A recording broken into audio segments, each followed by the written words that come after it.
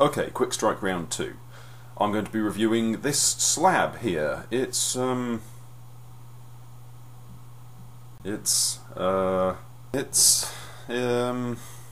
officially the afterburner unit in this mode. You might recognise it a bit clearer as just being a sound box with some guns on the front. Okay, so on to the sounds then. Pretty cool gun noise. Sounds on the back of the unit are made by these tiny, tiny recessed buttons that need child's fingers to use. But it's a satisfying result. Conversely, the top button, so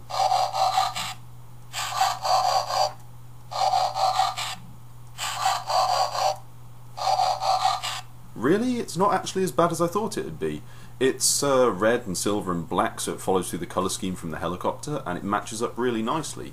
Speaking of which, combining Quickstrike with the jet unit turns him into this stunning lump of doom. Let me say that again. It's a stunning lump of doom! Oh, unholy crap. I'm at a bit of a loss for words. This thing's gone from being a tough helicopter to a monstrous flying fortress of death. Certain angles don't really work so well. It's just amazing. It's an early 90s video game good guy ship, decked to the gills with all sorts of weaponry. I'm not sure why you'd have a rotor blade now that you've got these great big afterburner things. And once again I point to Energon Bulkhead for having a really dumb colour scheme that does not work at all in this mode.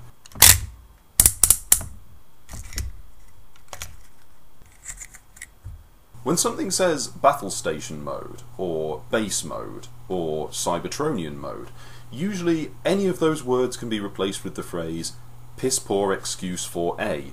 But what you end up with after a rather cool little ratchety clicky transformation is Ed 209's dog. He's got a really cool chicken-legged stance. He's got articulated ankles which allow him to assume interesting poses. You can have him mid-stride, the guns swivel independently. I'm very impressed by how they managed to disguise it as something with a personality and a look of its own. It really does feel less like an accessory and more like a separate toy in its own right.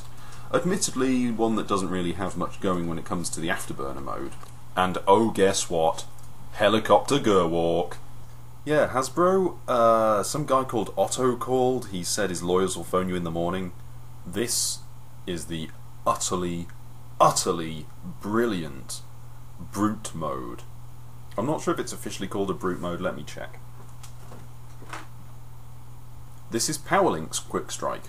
Just as before, you have the same solid central figure, only now it's been augmented with these extra cannons up top and these brilliant great big grabby arms that could just be extra cannons. Maybe he's messing with you. Don't make fun of a guy with a stash. So what's the upshot of all of my guff about this figure? Well, he bears more than a small resemblance to the old Action Master figures, so if you like them and their transforming accessories, you'll love this guy, and he actually does transform, which is a massive, massive upgrade. Now, on the box there is a bit more of the metallic blue paint you see on the nose of the helicopter. There's a little bit around his wrists and a couple of panels on the front of the drone which make it look like it's got some form of sensor array or something.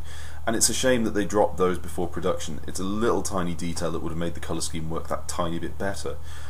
He's a fantastic figure, there's no two ways about it. The transformation's lovely, everything down to the sound effects I can deal with just fine. The light piping works beautifully, and really the only thing I think would be a mark against him is if you have a particular vendetta against helicopter transformers, or if you don't like the slightly simpler, slightly kidified Energon and Armada lines. The Generations line is looking pretty good, and the Reveal the Shield line is also looking great. I mean, you know, they're really the classics lines, so how can they not be good? But at the same time, it's a bit of a shame you get these toys where the engineering is such that, you know, they're satisfying and complex, but they're also fiddly, and you kind of get the feeling that bits are going to fall off and the plastic's going to stress out, and it's just nice to have a Transformers toy that's absolutely rock solid. You really can just fiddle around with it to your heart's content, and you don't feel like you're going to break anything for once. So, he may be a little expensive and he may be a little hard to get hold of in the UK, but if you can, buy him. He's fantastic and you won't regret it. Wow, that was more sincere than usual. Well, I suppose I'd better end on a joke then. A horse walks into a bar. The barman says, "Hello." The horse says, "Hi, you're right. Can I have a pint, please?" Barman, yeah, sure, have a pint. So the horse drinks his pint and the barman says, "You drink all right, mate?" "Oh, yeah, it's fine, it's fine." "Well, why the long face?" And the horse says, "Well, I'm making him into glue tomorrow."